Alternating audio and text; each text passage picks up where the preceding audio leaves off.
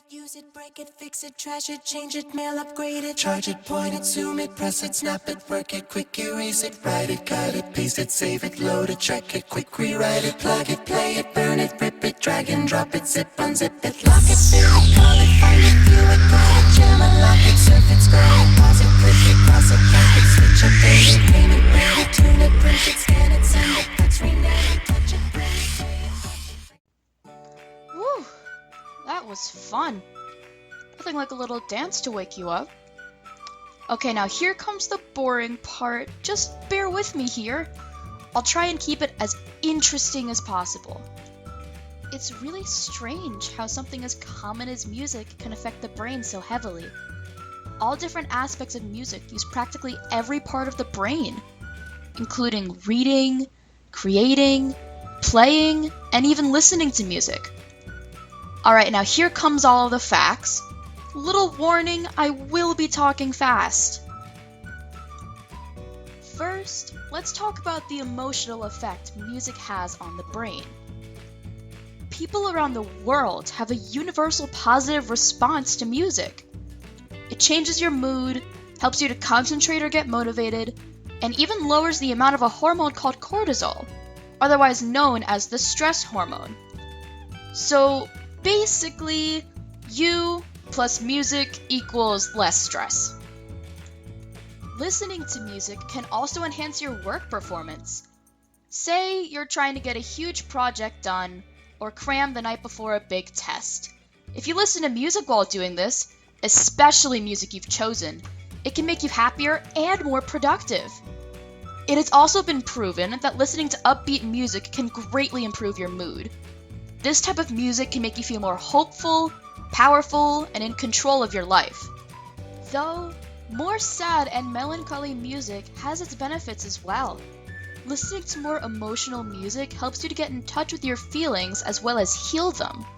Music also has an effect on your bonds with other people.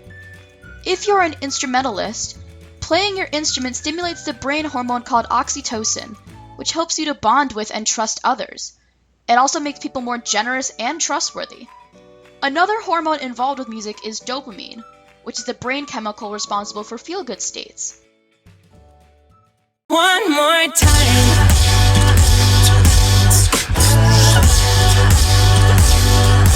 One more time.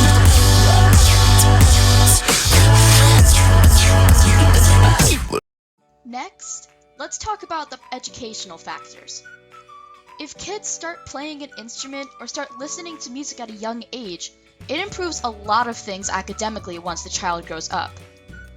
Kids like this excel in language development, they have improved test scores, as well as a small increase in IQ.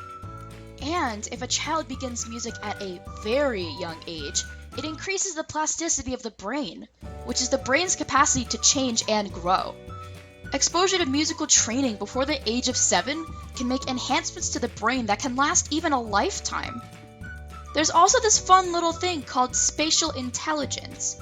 It's basically understanding how things go together. And guess what? Music improves that too. Like the legend of the phoenix, yeah. All ends with beginnings. It keeps the planet spinning. The force from the beginning. Alright, time to get into the science of it all. The first structures of the brain that become involved with anything associated to music are the cochlear nuclei, the brain stem, and the cerebellum. These structures control how music is interpreted once you catch those first few sound waves.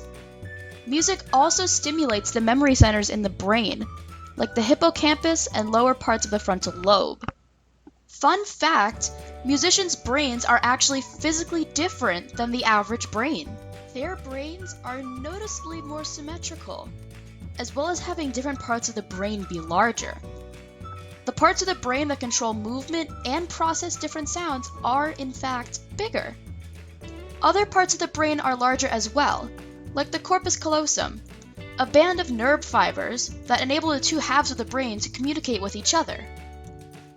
The effect music has on the brain is truly fascinating. But what about how it affects the lives of people? Here are some students and teachers who graciously offered to share how music has impacted their lives. Hi, my name is Anna Elston, and I'm a senior. My name is Ria, and I'm a freshman. Hello, my name is Sasha Jacobs, and I am a freshman. I'm Elizabeth Stewart, and I'm a sophomore. I'm Mikey Bear, and I am a sophomore. I'm Lily McGrath, and I'm a sophomore as well. When I was in like 3rd grade, I started doing chorus, and I did the musical, it was Jungle Book, and then I had such a great time, and then that's basically where it started. I was first interested in the arts probably in middle school when I was in 6th grade. I remember being a knife in Beauty and the Beast. I think it might have started in 3rd grade when I started learning Indian classical music. I started acting when I was like 5. I have no clue where it came from. I just told my mom that I had an interest, I wanted to do something on stage, and she signed me up for a summer camp, and I really haven't stopped doing it since then. I started community theater when I was 8 years old. Everybody is super friendly to each other. And to do a show with someone or a bunch of people, it's like a mini family kind of thing. I guess the sense of family that you get, when you are with these people for so long, and you become so close with everyone, and they become your best friends. So. Everyone in the arts community is just so fun. They're just so fun, and they're great people, and So very accepting. Obviously, musical theater is kind of a very liberal subject area, Yeah, so definitely. people are definitely very open to all different types of people. when everyone else has been doing an activity a lot longer than you have, and you come in and you join, you always feel a little bit like an outsider. And I came in, and for the first couple of days, I was like, I don't know, am I ever gonna fit in here? Am I ever gonna be like one of them?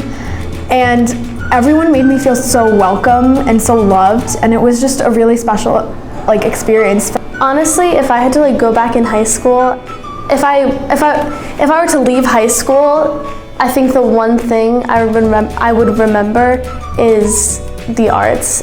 Honestly, I feel the typical answer would be I'm more confident because I do theater, but that's not necessarily true.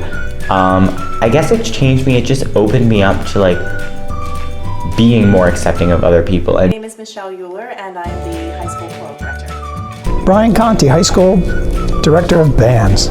Hi, my name is Laura Russo, and I teach theater arts, film criticism, public speaking, and creative writing here at the high school.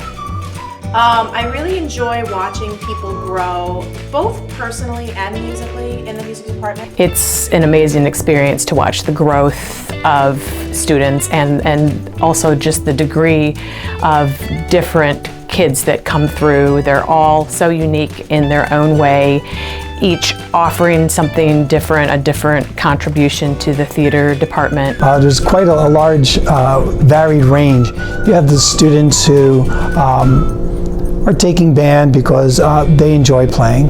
You have people who are taking band because they really love playing. And those are the students who usually take private lessons, and their aspirations are to maybe make some of the honors groups. And then you have people who actually play multiple instruments, who like being in band, but off of playing in band, they come down and jam, or they have little groups on the side. So it's a wide range of talent. That's a tough one. I have so many different memories. Oh, that's a tough one. Favorite memory. Wow. Favorite memory. I really I teach my own children, Billy and Madeline, 9 and 6, piano lessons now. I like giving them the pieces that I learned when I was little and watching them progress and learn it as well. I think I'll have to actually say this year is one of my favorite memories. At the Governor's Awards competition, we went a group of 32 students. They had not had a very good outcome at the competition over the past few years. And just the support of everyone that they gave to their fellow actors, even to actors from other schools. I would have to say it was probably here in Chatham, probably about 20 years ago, I'm going to guess. And I remember taking the band to this festival, and I remember this one girl, clarinet player, turning around to me and saying, "Mr. Conti, what are we doing here?" said, well, what do you think our band is? She goes, well, we're good, but I don't think, we're as good as any of these bands. I said, let's see how it turns out. So we went up, we performed. They were well prepared. It was exactly what I expected of them. And then we had come off the stage and the awards were given out, and we were one of the top 3 finalists in the state. And then the girl who earlier had turned around to me, she goes, so that's why we're here. And I said, that's absolutely why we're here.